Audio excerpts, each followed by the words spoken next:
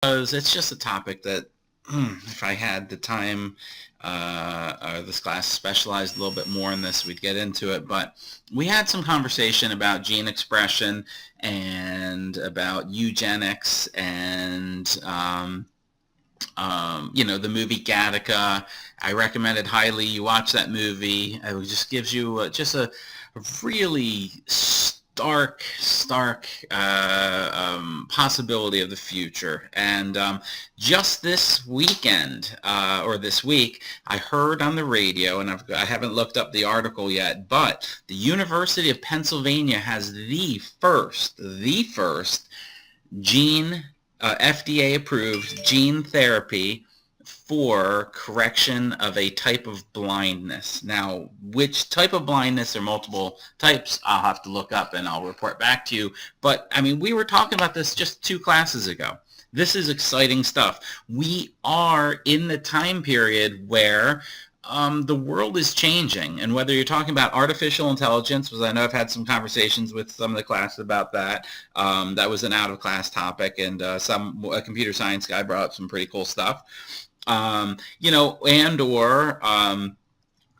The ability to modify our genetics. And I've expressed to you before, I have no problem saying it, if we do not exterminate ourselves with some kind of radical behavior or some transmugenic thing that we create, there will be another species on the face of the earth that will take dominance, and it will be some progression of us or something that we've had some hand in. And, we're talking, no time near. I will never see it in my lifetime, I don't believe, and I doubt you will either.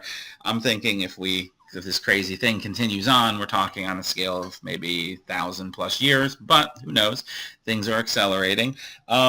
And this gene expression is just ultra critical. It's very important stuff. So we're going to skip over to Darwin, get back into allele frequency, some fitness, get into a little bit more about adaptations, kind of blow through his travels on the Beagle, and move on to some specific terminology for progression of evolution and the study thereof, or the mechanisms that drive evolution. Okay, here we go.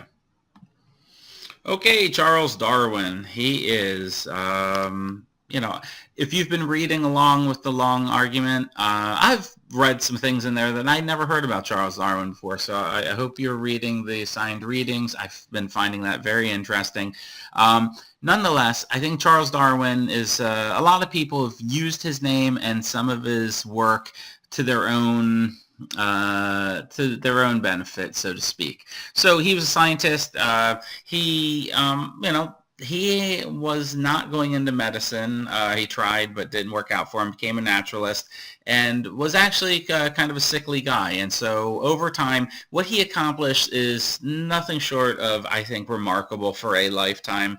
But it is an attribute, or it's in tribute to his diligence, his ability to keep track of information, his note-taking, his persistence, his scale and scope. He worked on multiple things throughout his life, all in parallel, but he would focus on one thing at a time, and he would publish as needed.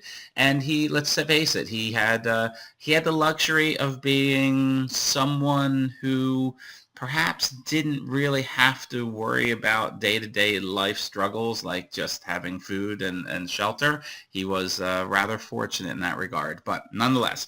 So what we have here is we have him taking a job on a ship called the HMS Beagle, and on that ship he traveled around the world and circumnavigated the world from England back to England, and he did that from 1831 to 1836. Sorry about that, my phone's taking messages. Hold on.